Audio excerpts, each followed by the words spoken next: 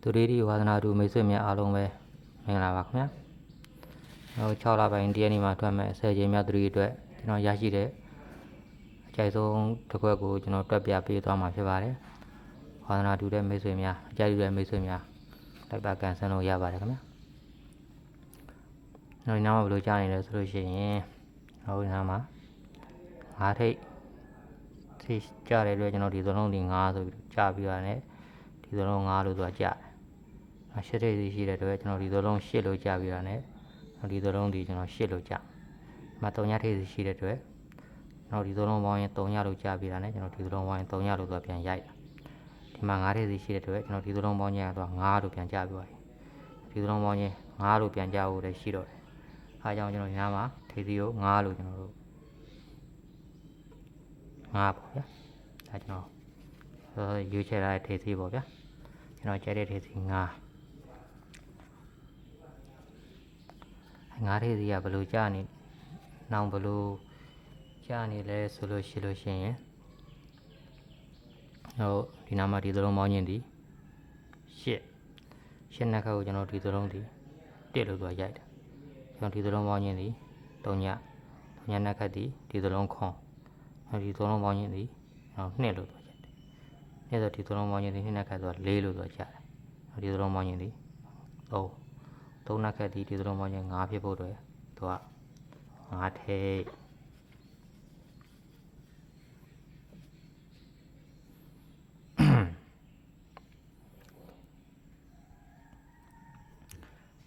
ဒီနာမှာဘယ်လိုကြားနေလဲဆိုလို့ရှိရင်ကျွန်တော်တို့ဒီမှာဒီလိုခွာပေါင်းခြင်းသူက5နှလုံး5ကိုသူက3လုံး5လို့ကြားပြီးတာနဲ့ကျွန်တော်ဒီ3လုံးပေါင်းခြင်းဒီ5လို့သူပြန်ရိုက်တာကျွန်တော်ဒီ3လုံးပေါင်းခြင်းဒီ2ဒီနှလုံးပေါင်းခြင်းဒီ2ကိုကျွန်တော်ဒီ3လုံး2လို့ပြန်ကြားပြီးကျွန်တော်ဒီ3လုံး2လို့ပြန်ကြားကျွန်တော်ဒီမှာခွာပေါင်းခြင်းဒီ3ညကိုဒီ3လုံး3ညလို့ရိုက်ပြီးတာနဲ့ကျွန်တော်ဒီ3လုံး3ညလို့ဆိုပြန်ရိုက်အဲဆိုလို့ရှိရင်ကျွန်တော်တို့5ထိပ်ပဲပေါ့ဗျာ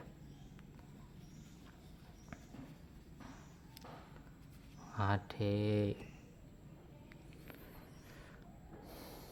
ပ်ကနောက်ဘယ်လိုကြားနေလဲဆိုကျွန်တော်ဒီသလုံးပေါင်းရင်းဒီသူက5အဲ့ဒါကိုကျွန်တော်ဒီထိပ်နဲ့ဖိတ်နဲ့လှမ်းပြီးတော့5တယ်ကျွန်တော်ဒီသလုံးပေါင်းရင်းဒီ4ကိုကျွန်တော်ဒီနှလုံးလှမ်းပြီးတော့4တယ်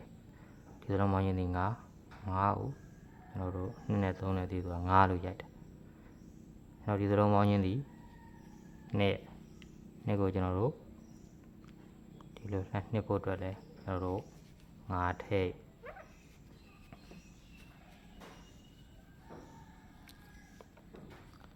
5ထိပ်ကတော့ဘယ်လိုကြားလဲဆိုလို့ရှိရင်ကျွန်တော်တို့ဒီသလုံးပေါင်းခြင်း1ဆိုရင်ဒီသလုံးစီ1 3ညဆိုရင်3ည5ဆိုရင်ဒီလို15ဖို့လဲသူက5ထိပ်ပဲပေါ့ဗျာကျွန်တော်အပိတ်ကိုဘယ်လိုရွေးထားလဲဆိုလို့ရှိရင်ကျွန်တော်တို့မှာ3နောက်ပိတ်ရှိတဲ့အတွက်ကျွန်တော်ဒီနှလုံး3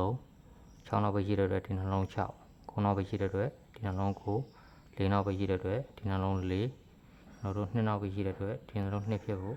ကျွန်တော်တို့က5ပိတ်ကျွန်တော်ကြိုက်ရ5ပိတ်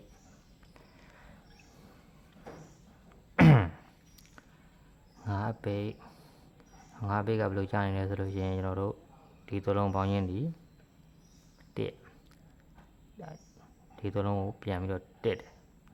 ဒီသလုံးပေါင်းရင်းဒီ6အဲ6ကိုတော့ဒီသလုံးဒီပြန်ပြီးတော့6တယ်ကျွန်တော်ဒီသလုံးပေါင်းရင်းဒီသူက5ကိုကျွန်တော်တို့ဒီသလုံးဒီပြန်ပြီးတော့သူက5လို့ပြန်ကြကျွန်တော်ဒီသလုံးကနှစ်ကြားတဲ့အတွက်ကျွန်တော်ဒီသလုံးဒီပြန်ပြီးတော့နှစ်လို့ရိုက်ကိုကျွန်တော်တို့5ပိတ်ပဲဝင်ရမှာဖြစ်ပါတယ်5ပိတ်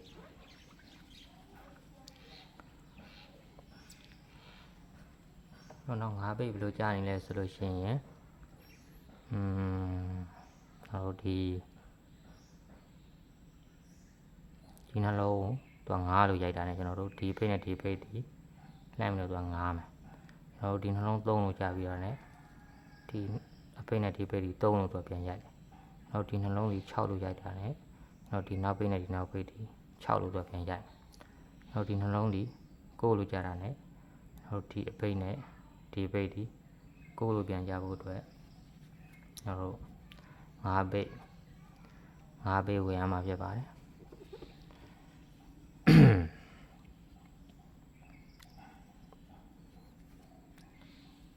အဲ့မှာတော့ဘယ်လိုကြာနေလဲဆိုလို့ရှိရင်ကျွန်တော်တို့ဒီနားမှာဒီဒေစီနဲ့ဒီဒေစီခွာပေါင်းခြင်းသူက4ဒီလို4ဖြစ်တဲ့အတွက်ကျွန်တော်ဒီသလုံးပေါင်းခြင်းဒီပြန်ပြီးတော့သူက4လို့ပြန်ရိုက်တယ်ကျွန်တော်ဒီနှလုံးပေါင်းခြင်းဒီသူက3ဆိုလို့ရှိရင်ကျွန်တော်ဒီသလုံးဒီပြန်ပြီးတော့သူက3ပြန်ပြီးတော့ချုပ်ထားတာပေါ့ဗျာကျွန်တော်ဒီနှလုံးပေါင်းခြင်းဒီ5ကိုကျွန်တော်ဒီသလုံးပေါင်းခြင်းဒီ5လို့ပြန်ကြဖို့အတွက်သူကခွန်ထိုးတော့သူကပြန်ချုပ်ထားတယ်ကျွန်တော်ဒီနားမှာခုပွဲမှာကျွန်တော်တို့5ထည့်စီယူထားတဲ့အတွက်ကျွန်တော်ဒီနှလုံးပေါင်းခြင်းဒီကျွန်တော်တို့5လို့သူကပြန်ကြဒီနှလုံး5ကိုကျွန်တော်ဒီသုံးလုံးပြန်5ဖို့တော့လည်းကျွန်တော်တို့က5အပိတ်လို့သူကဝင်ရမှာဒီချုပ်ဆိုင်ရတော့ဒီပွဲကသူကခွာဦးပေါ့ဗျာကျွန်တော်တို့5ထိပ်5ပိတ်ယူရတဲ့အတွက်ကျွန်တော်တို့ကြားတဲ့ဆိုင်နဲ့ကိုက်ညီမှုတော့ရှိတယ်ခင်ဗျကျွန်တော်မိတ်ဆွေများအကြိုက်တူတဲ့မိတ်ဆွေများ3ပေါ့ဗျာအကြိုက်တူတဲ့မိတ်ဆွေများတော့ကိုကြက်ရကိုရွေးချက်ပြီးတော့ကန်ဆန်းလို့ရပါတယ်ကျွန်တော်မိတ်ဆွေများအကြိုက်တူတဲ့မိတ်ဆွေများ line subscribe လေးလုပ်ပြီးတော့အားပေးကြပါဦးမှတ်ချက်ကလေးတွေရေးပြီးတော့ကိုကြိုက်ကိုလည်းရေးပေးသွားလို့ရပါတယ်ခင်ဗျ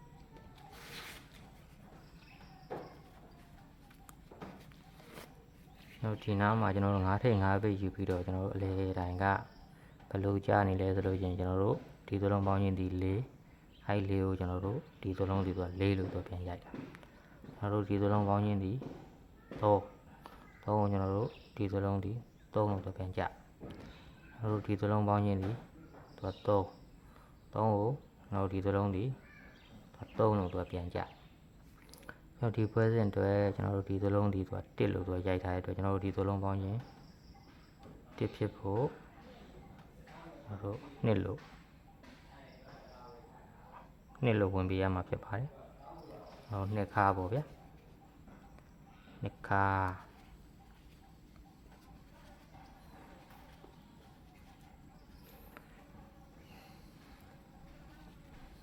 နောက်2ခါဘယ်လိုရိုက်နေလဲဆိုလို့ရှိရင်ကျွန်တော်တို့ဒီနားမှာဒီခွာပေါင်းခြင်းသူက9လို့ကြာပြီးတာ ਨੇ ဒီထိန်းစီဒီနောက်ပိတ်နှလုံးကလည်းသူက9လို့ပြန်ရိုက်ပြီးတာ ਨੇ သူက9နှက်ခတ်ကိုသူကဒီနားမှာ3လို့သူကပြန်ရိုက်ဒီမှာခွာပေါင်းခြင်းဒီ3အဲ့3ကိုဒီမှာ3လို့သူကပြန်ရိုက်ပြီးတာ ਨੇ 3နှက်ခတ်ကိုဒီသလုံးဒီသူက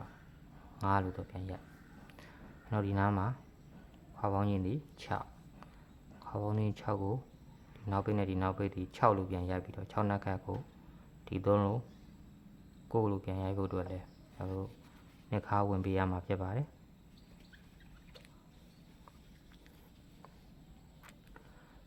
ကျွန်တော်နှစ်ခါနဲ့နောက်ပိတ်ကိုဒီနားမှာဘယ်လိုချုပ်ကြနေလဲဆိုရင်ကျွန်တော်တို့ဒီလိုခွာပေါင်းခြင်းဒီ1ဆိုရင်ဒီသလုံးဒီ1လို့သူပြန်ချုပ်ဒီခွာပေါင်းခြင်း8ဆိုလို့ရှိရင်ဒီသလုံးဒီ8လို့ပြန်ချုပ်နောက်ဒီခွာပေါင်း9ဆိုလို့ရှိရင်ဒီသလုံးဒီ9လို့ပြန်ချုပ်ကျွန်တော်ဒီနားမှာကျွန်တော်တို့နှစ်ခါယူထားတဲ့အတွက်ဒီပေါင်းခြင်းဒီသူက9ဒီခွာပေါင်းခြင်း9ဖြစ်ပြီးတော့ဒီ3လုံးပြန်ပြီးတော့9ချုပ်ဖို့ကျွန်တော်တို့9ဝင်ရမှာဖြစ်ပါတယ်ကျွန်တော်တို့အလဲတိုင်းနောက်ပိတ်ချုပ်ဆိုင်နေတော့ကိုက်ညီမှုရှိပါတယ်